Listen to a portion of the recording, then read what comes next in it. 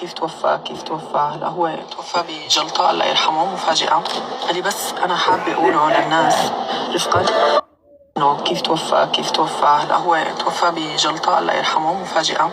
اللي بس أنا حابة أقوله للناس رفقا لأنه الزعل والسترس والقهر بيعمل أكتر من هيك.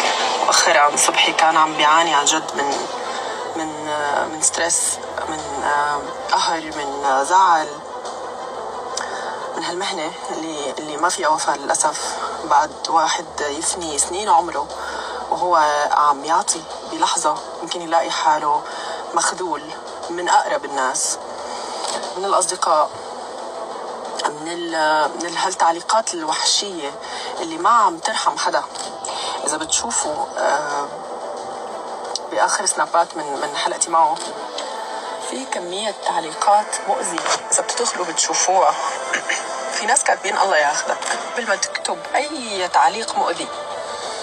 بالأخير هدول بشر، اتفقت معه أو اختلفت معه، حبيته أو كرهته، هذا عنده أهل، هذا عنده هلأ أم